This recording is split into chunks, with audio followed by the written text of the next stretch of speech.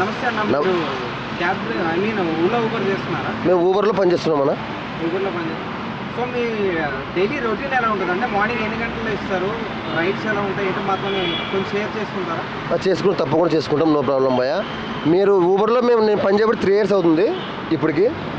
యాక్చువల్గా అంటే early morning 4కి లేస్తాము. 4కి లేచిన తర్వాత 8-9 వరకు బాగా ట్రాఫిక్ ఉండదు ఉద్దేశంతో ఎర్లీ మార్నింగ్ లేచి తోలుతాం. తోలిన తర్వాత 9 నుంచి రైడ్స్ తక్కువ ఉంటాయి, ఆఫీసెస్ పనులు అయిపోయింటాయి కాబట్టి ఇంకా ట్రాఫిక్ పెరుగుతుంది. 9, 10 మహా అంటే 11 వరకు తోలుతాము. సిఎన్జీ అయిపోతుంది. సిఎన్జీ ఒక ట్యాంక్ తోలితే మహా అంటే 2000-2500 రూపాయలు తోలుతాం.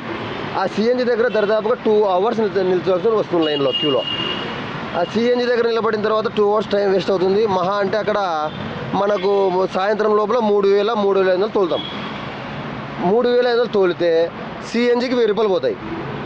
సిఎన్జీకి 1000 రూపాయలు పోయిన తర్వాత 2500 మిగులుతాయి. 2500లో అక్కడ రైడ్స్ కమిషన్ దానికి దీనికి పోయి 1500 మిగులుతాయి. 1500లో 800-900 దాకా కిరాయి పోతుంది. ఇంకా మేము ఏసీలు వేసుకుంటా సిఎన్జీ తక్కువ వచ్చి మాకు చాలా ఆర్థిక ఇబ్బందులు ఎదుర్కొంటున్నాం. కంతులు కట్టలేక, ఇన్స్టాల్మెంట్ చేయలేక మహా అంటే 400-500 మిగులుతాం మాకు సాయంత్రం వరకు కష్టపడితే. అంటే బయట చూస్తే సిఎన్జీ స్టేషన్లు ఎక్కువ ఉన్నాయి, గ్యాస్ కొరత అనేది మీకు తెలుస్తుందా? సిఎన్జీ సెంటర్స్ అయితే ఎక్కువ ఉన్నాయి సిటీలో, లేదంటే లేదు, ఉన్నాయి. సిటీస్లో సిఎన్జీ సెంటర్స్ ఎక్కువ ఉన్నాయి, బట్ అయితే వెహికల్స్ ఎక్కువ ఉన్నాయి.